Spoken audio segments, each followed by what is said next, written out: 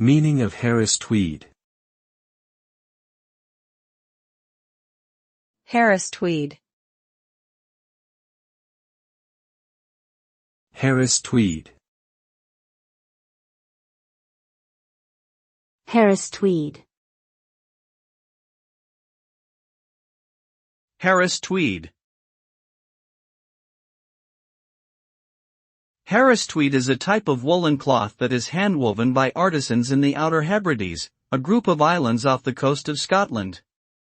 The name Harris tweed is protected by law to ensure that only cloth made in the traditional way, on these islands, can be called Harris tweed. The fabric is known for its durability, warmth, and distinctive patterns, which are often inspired by the rugged landscape of the Scottish countryside.